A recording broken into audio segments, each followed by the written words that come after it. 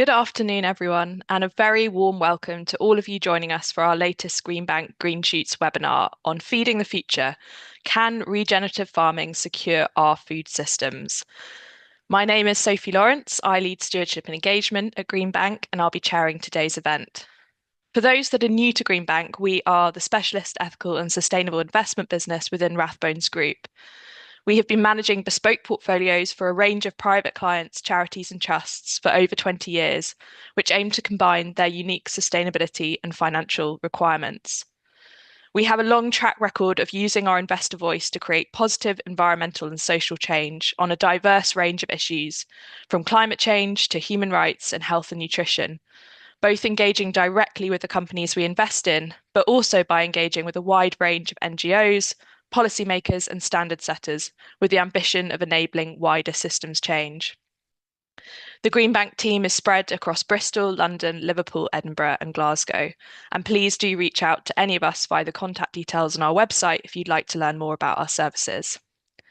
But back to our event today, Feeding the Future. Can regenerative farming secure our food systems? Food is the single strongest lever we have to optimize human health and environmental sustainability on Earth. However, the food system is currently threatening both people and planet. An immense challenge facing humanity is to provide a growing world population with healthy diets from sustainable food systems. While global food production of calories has generally kept pace with population growth, more than 820 million people still lack sufficient food, and many more consume either low-quality diets or too much food. Global food production also threatens climate stability and ecosystem resilience, and it constitutes the single largest driver of environmental degradation and transgression of planetary boundaries, and is responsible for roughly a third of global greenhouse gas emissions. So a radical transformation of the global food system is urgently needed, and delivering the necessary changes won't be easy. But without action, the world risks failing to meet the UN Sustainable Development Goals and the Paris Agreement. And all of this was captured in the new Eat Lancet report published at the beginning of this month, which comprises of leading international experts in nutrition, climate, economics, health, social sciences, and agriculture from more than 35 countries across 6 continents. And they showed that just and sustainable food systems are essential for improving health, tackling inequality, and keeping humanity within planetary boundaries. But if we look closer to home at the UK, 70% of our land is dedicated to farming. It's therefore vital that we can make food production work alongside nature. As a way to make food production work with nature, the concept of regenerative agriculture has been gaining increasing attention from farmers, governments, and business alike. Although it's important to also acknowledge it is not a new concept.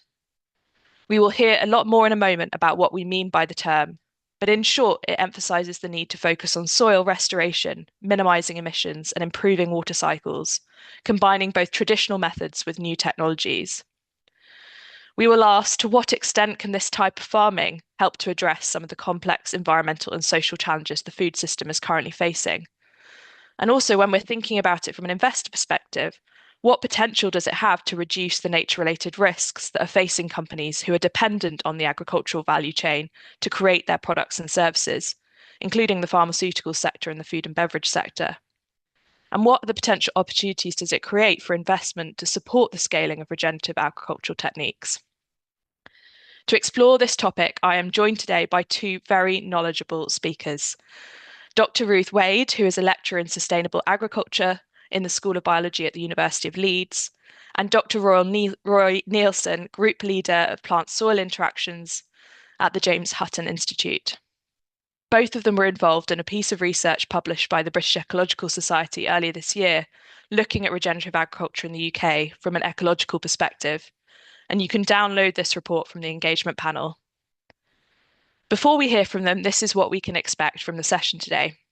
So we'll start by having 2 presentations from Roy and Ruth. Then they'll come back and join me for a Q&A session. We've had lots of brilliant questions submitted in advance, so thank you. And it's not too late to submit a question. You can do that via the engagement panel on the right of your screen. We also have some Greenbank publications there available for you to download. If you do happen to lose connection, then please try and rejoin through the event link. And if you're having any issues using the conference portal, then you can click the headphone mic icon in the top right corner, which is also available in the engagement panel under technical support. We'd also be grateful if you could take a few minutes after the session to fill in the feedback form, because the feedback really helps us tailor these events for the future and improve them. So with that, let's dive into the presentations. And I'd first like to introduce Roy to talk through the British Ecological Society research. So Roy, over to you, please. Thank you very much, Sophie. Good afternoon, everyone, and welcome to a summary of the British Ecological Society report on regenerative agriculture, an ecological perspective. And Ruth and I were lead authors on the chapter, in particular, focusing on the benefits or potential benefits of regenerative agriculture to the United Kingdom. So why was there a requirement for the report? As Sophie mentioned, the term regenerative agriculture has gained significant traction over the years and increasingly so in recent times, but without clear meaning, perhaps, and definition to a whole range of stakeholder groups. But unequivocally, what regenerative agriculture is a farmer-led movement. But we now find ourselves in a position where many companies, entities, organisations now use the term quite liberally without any clear definition. Moreover, there are many claims made around regenerative agriculture, such as a huge increase in soil organic carbon or changes in soil biodiversity over a very short period of time. And for those of us who work in soils, we know that that is actually not possible. So there are many claims made without substantive evidence. And it was clear that there was, from a UK perspective, there was a clear need to have evidence or explore the evidence taking account into our context within the United Kingdom, because up until now, many sort of practices, procedures, and results had been applied to UK systems from perhaps systems that were not aligned with our soils, our climate, our geology, for example. So one of the first tasks of the group writing the report was, could we come up with a definition of regenerative agriculture? And in reality, the answer is no. There is no one singular agreed definition. However, there is an agreement that the regenerative agriculture is defined based on a series, a tiered principle, shall we say, or tiered process of objectives, principles, and practices. Now, there are 5 often cited principles of regenerative agriculture which apply across systems, such as minimizing soil disturbance, keeping the ground covered, ensuring there are living roots in the soil for as long as possible, increasing diversity in plant and animal species, and wherever possible, integrating livestock into the system. And the report recognised that there were 2 additional principles: reducing synthetic inputs and knowing the context of your system. And I'll revisit that last point in a couple of slides. But as I mentioned earlier, it was a key focus for us, and especially the chapter that Ruth and I led, was to ensure that we took a UK focus and we weren't applying evidence and outcomes and learnings from systems that did not apply to UK production systems. So everything we certainly will speak about from now on are based on UK production systems and relevant to the 4 nations. The centrepiece of our piece of work was effectively this table of evidence where along the top we took the principles and we sought the principles of regenerative agriculture, and we mapped those onto objectives. We also indicated a range of impacts, from a strong impact to least impact, and also levels of confidence of those results. So the highlighted column you see here is minimizing bare soil and keeping living roots year-round. And if we go 2 cells down from the top, if we then move across to the objective of improved soil structure, we see that that has the greatest impact and we have the greatest confidence. Perhaps surprisingly to some, and certainly the agricultural media took this and ran with this particular story, is maybe the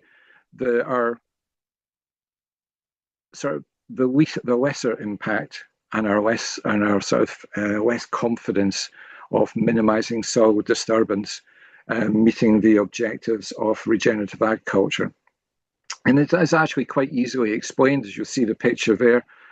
This is a typical piece of very heavy equipment used in the UK. And if that equipment is used at the wrong time on the wrong soil, after, say, a period of heavy rain, then actually there can be damage done to the soil. And it's not uncommon across the UK from long-term damage to be done through compaction.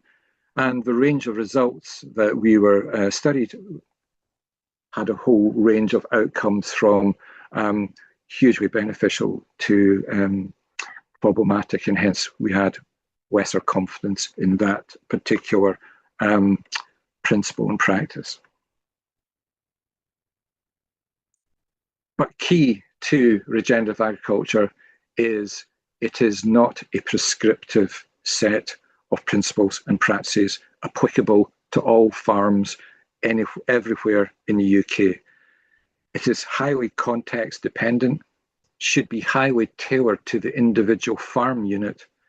And the image on your screen now is to sort of highlight this, that we would not anticipate the practices and principles adopted in Highland Scotland to be equally applicable to lowland sort of Cotswolds or southwest of England. It's just not the case.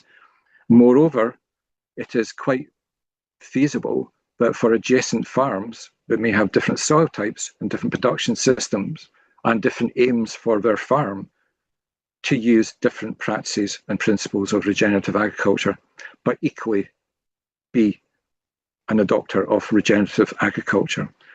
And this sort of context-dependent, not prescriptive piece is actually arguably the centre pillar of transitioning to regenerative agriculture.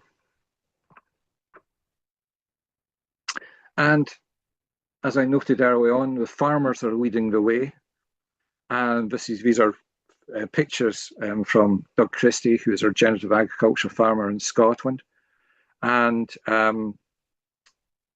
whilst this highlights the benefits, for example, in the centre image of a phenomenal root ball with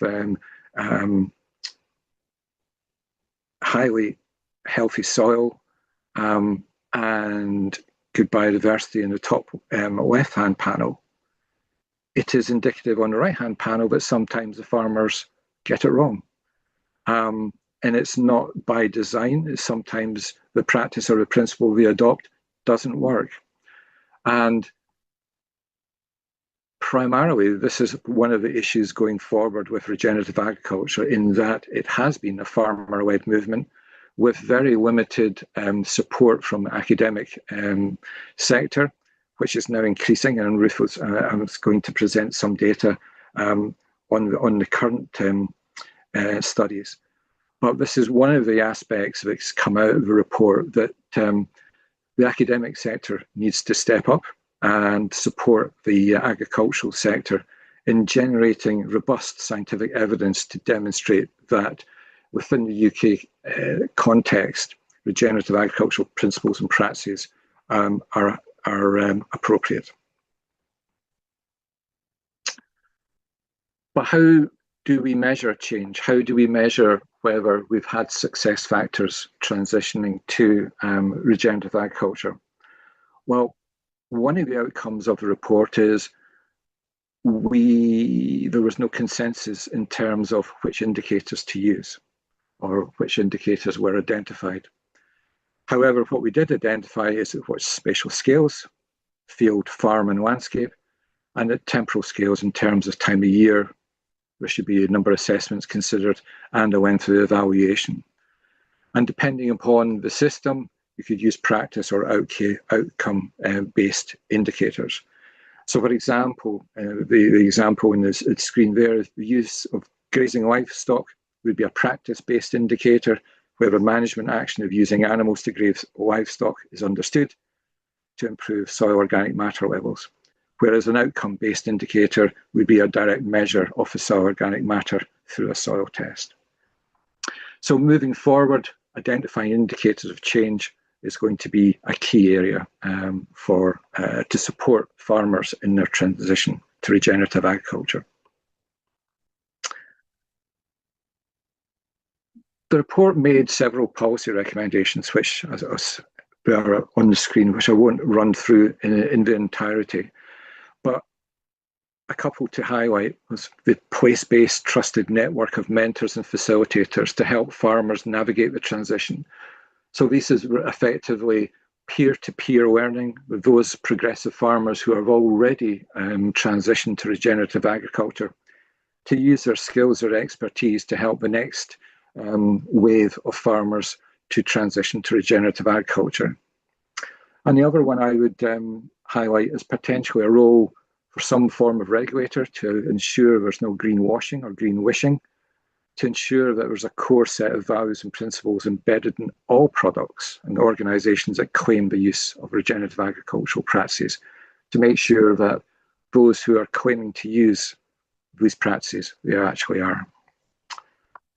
And finally, one of our colleagues, one of our co-authors, Jennifer Dosworth, drafted, this is very draft form, mapping the RegenAg principles to some of the current English ELM ELMS policy development. So this is just a snapshot draft of where regenerative agriculture fits in a policy space. And on that, I'll hand over to Ruth. Thank you. Thank you so much, Roy. So thank you for inviting us to speak to you today and for joining the webinar. My name is Ruth Wade and I'm a lecturer in sustainable agriculture at the University of Leeds. And as Roy has pointed out, we developed the British Ecological Society's report, and what we really found was that there is a lack of evidence for some of the regenerative agriculture practices and claims in UK farming systems. And as Roy explained, it's really important that we have evidence from our UK farming systems on our context to enable us to have robust evidence to make the claims that we want to, that regenerative agriculture is having these beneficial impacts.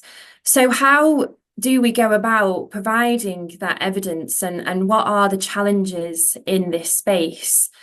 So context, as Roy has pointed out, is everything. And at the University of Leeds, when we started really delving into the research in regenerative agriculture, we spent a lot of time going round to lots of different farms in Yorkshire and beyond to really try to understand what farmers themselves were doing under the umbrella term of regenerative agriculture.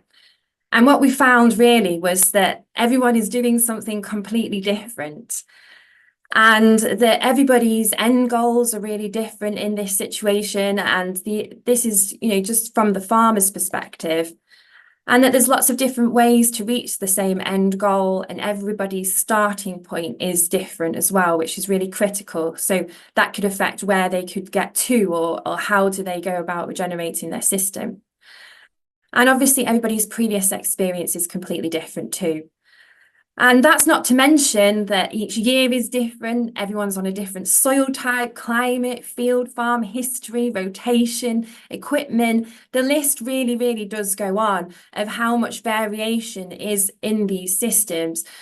And so it's very difficult to provide evidence for all of these different systems on the practices and their impacts on different ecosystem services. And it's also really difficult for farmers who are trying to take up these practices and learn about them, because everybody's system is different and everyone's starting point is really different. And then on top of that, just to add to complexity, is that stakeholders also have really different aims of regenerative agriculture. And everyone wants regenerative agriculture to deliver different goals. And then the question is as well, is what ecosystem service are we wanting to regenerate as well? So any kind of evidence that we produce, we need to acknowledge that where we might see perhaps a positive in one ecosystem service, do we see trade-offs or win-wins for other ecosystem services? And we need to be really careful that when we provide evidence on regenerative agriculture, we aren't just focusing on greenhouse gas emissions, for example, without really understanding what it means for food production at the same time, for example, or water quality, or farm profitability and their business security. So there's many different parts to the puzzle that we need to understand all at the same time.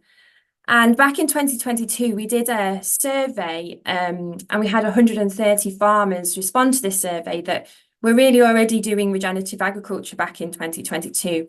And I just wanted to highlight the difference in stakeholders' aims of regenerative agriculture by showing you some of the results from this survey, where we asked, what is the main aim of regenerative agriculture? And the participants could only select one of these options here. But as you can see, most farmers selected improving soil quality and fertility and restoring degraded soils. That might not be a surprise to people, but it's important to understand why people are taking up regenerative agriculture, particularly the farmers, and also realise that the main aim for farmers might not be to reduce greenhouse gas emissions. Only 2 people selected that to be the main aim. Or improving water quality, only 1 person selected that to be the main aim. But perhaps businesses and water companies and other supporting organisations might want that to be their main aim of regenerative agriculture. So we also need to be talking the same language and understanding that we all may have different aims in this space of regenerative agriculture. There are many challenges to uptake as well. And there is a lack of UK evidence on the impacts of regenerative agriculture on multiple ecosystem services across different soil context, different climates, different farm businesses, different systems. So that makes it challenging for people to take it up because they don't necessarily know which practices, principles to follow. There is no regenerative agriculture rulebook because what might work on one person's farm in one context might not work on another. And that's why it is so important to have knowledge exchange for farmers on similar context, because what might work for one farmer on a sandy soil, for example, might not work well on a farm with a heavier soil. And at the moment, all of our support products and advice for the farming community, like RB209 or the recommended lists, are all based on conventional systems. They aren't tried and tested in regenerative agriculture systems, and they might behave differently. We don't know. And this needs to be really researched further. And just to highlight some more evidence from our survey here, we asked the participants, what is the main challenge of regenerative agriculture or transitioning to regenerative agriculture? And the farmers selected that a lack of information on good practice and a lack of evidence were those that were the most challenging to them, whereas the lack of regulation and the lack of supply chain further down the list might not be so challenging for them. So with all this information in mind, at the University of Leeds, we set up a large replicated trial looking at the transition pathways to regenerative agriculture and trying to measure the different impacts on multiple ecosystem services. And this was originally funded by the UK Transforming the UK Food Systems Strategic Priorities Fund, and then was continued funding by DEFRA and is now funded by support from 4 charitable organisations, the Rothschild, Gatsby, Aurora Trust and the Mark Leonard Trust. And this field was under conventional management for many years prior to us taking it over. So we're really looking here at the aim of demonstrating and measuring the impacts of different transition strategies to regenerative agriculture. And as I said, because everybody's doing something different and deploying different numbers or versions of the regenerative agriculture principles that Roy pointed out, we came up with a trial that is comparing a conventional system that doesn't follow any of those regenerative agriculture principles to a system that follows two of the principles. And the two that most people are following are minimize soil disturbance and keep the soil covered. And then we compare that to a system that follows three of the principles, four of the principles, and then all five principles. And then we also have systems that change the rotation as well. So perhaps when farmers take up regenerative agriculture on a farm that has been heavily conventionally managed for many years and has poor soil structure, they might put it into a herbal ley, improve the soil structure, add diversity, and then take it out back into arable rotation. So we have two systems that look at that too. So the work that we're doing at the University of Leeds, trying to provide more evidence on regenerative agriculture, is really unique. It has been co-designed with local farmers, agronomists and allied organisations. It compares these multiple pathways to transition. It's replicated large plot trials, so we can use real farm equipment, we can integrate livestock, and we're measuring high frequency greenhouse gas emissions as well as lots of other different ecosystem services to give a good balance of the trade-offs and benefits for different parts of the puzzle that regenerative agriculture has an impact on. And so we measure a real range of different impacts, so on soil physical chemical properties, hydrological properties, invertebrates, pest disease, crop development, greenhouse gas emissions, profit to the farmer, site meteorological conditions. And this also makes providing evidence for regenerative agriculture challenging because it also needs a whole host of expertise, different researchers from different expertise to come together and work together to make sure that there's no trade-offs going on in these systems, and that we really understand how changing our farm practices have on the different ecosystem services provided. And we aren't the only institute that are looking at supporting evidence in regenerative agriculture. James Hutton Institute, where Roy is from as well, also is leading on trials on the field scale at their farms in Scotland. And using this trial, we use it as a large knowledge transfer demonstration site as well. So we have lots of site visits where you can come and walk the trial, look at the different systems and take learnings from one another. We have fantastic discussions whilst we're walking the trial about what has worked and what hasn't worked on different people's systems. So it's a great talking point. And you can also see those systems right next to one another, so you can understand how the different practices are having different impacts on different ecosystem services.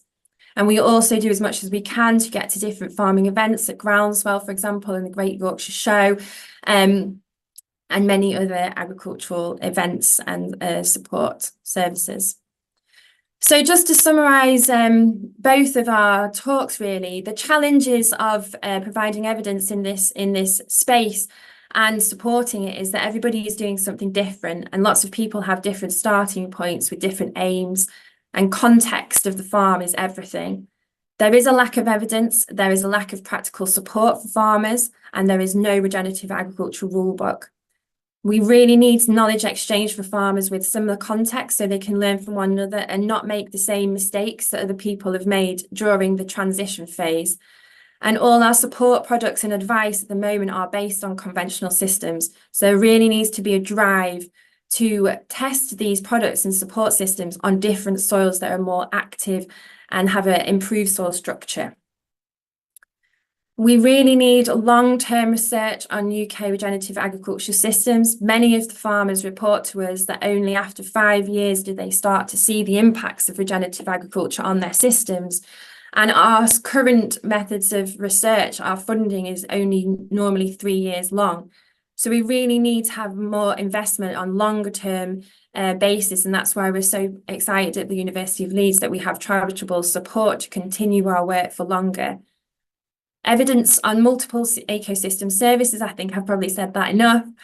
Context-specific evidence-based training and knowledge exchange, support during the transition, because there is going to be mistakes along the way. We are having a really changing climate, and how do you manage that whilst you're also trying to learn a new system?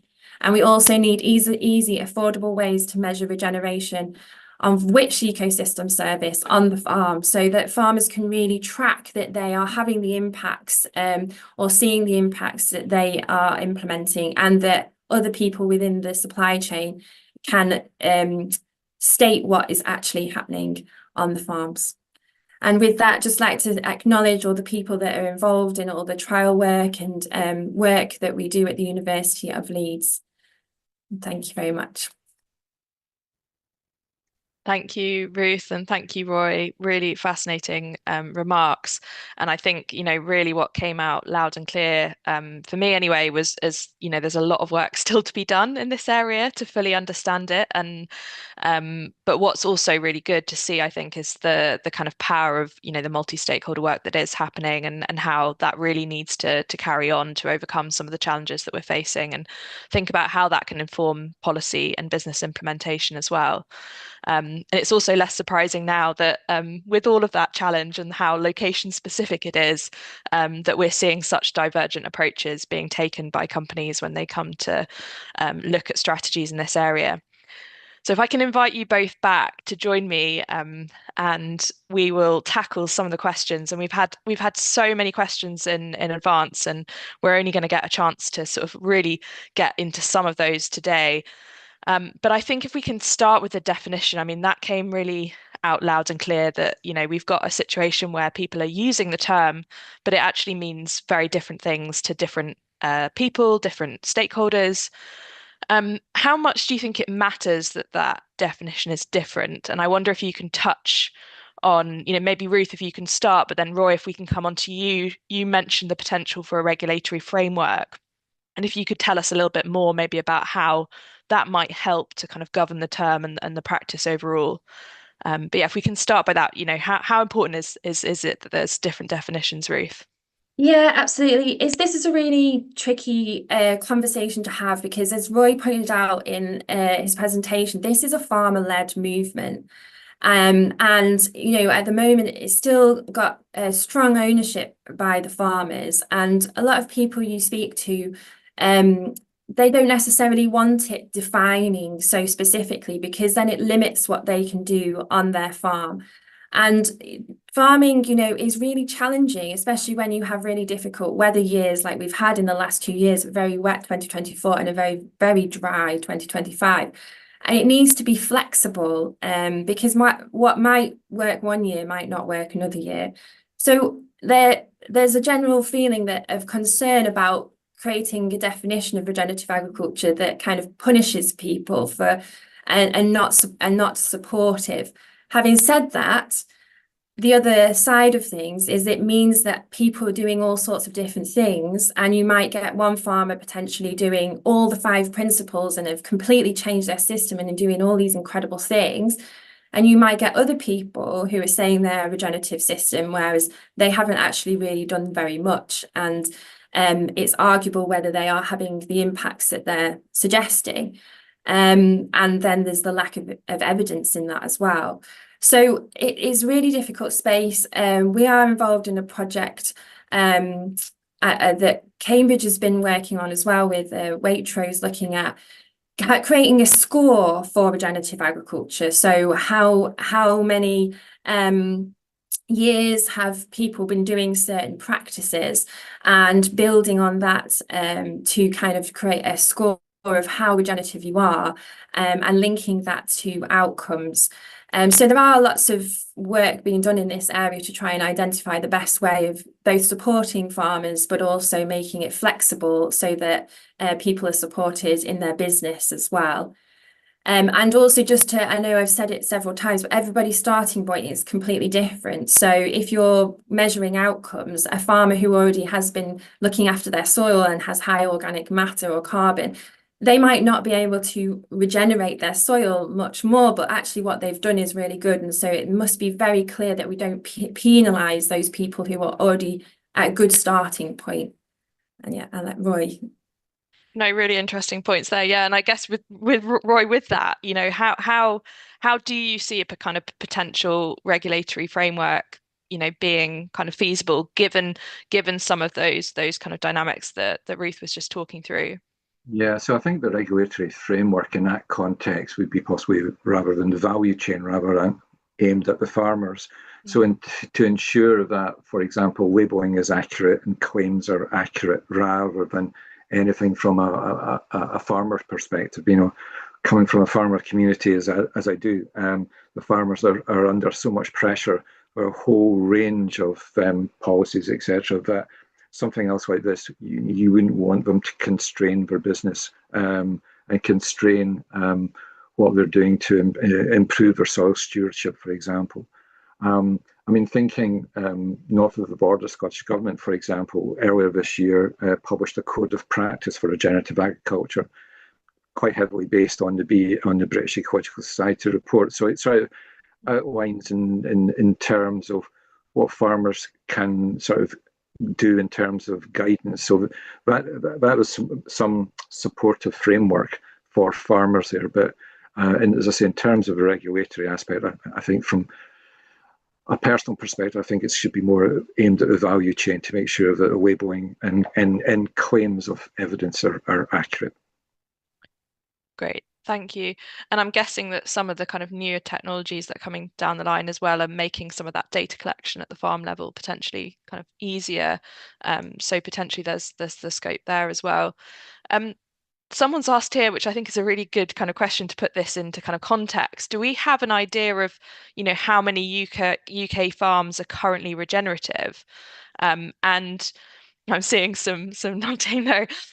So that's really quite interesting then, isn't it? And I guess, thinking about that, is the potential for, we've talked about how location specific it is, but is the potential for all farms to adopt these practices, or are we talking about, a subset? I wonder who wanted to start with that one.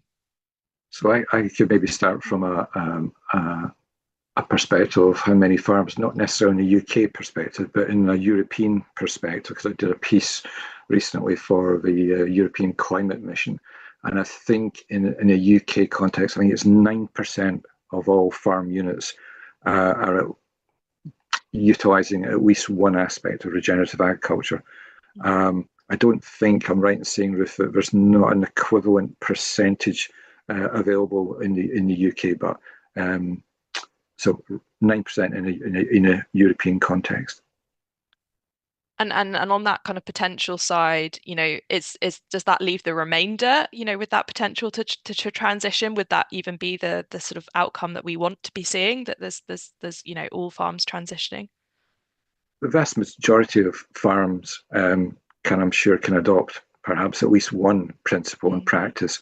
And again, it's, as we've said, both Ruth and I have said over the piece, it is going to be context and context dependent, tailored to a particular production system and sort of local environment. So it might not be possible or appropriate for farms to adopt 3, 4, or 5 principles.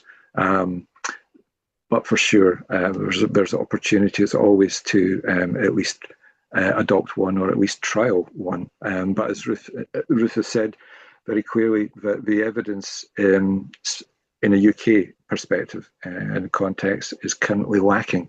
And until we can get that robust scientific evidence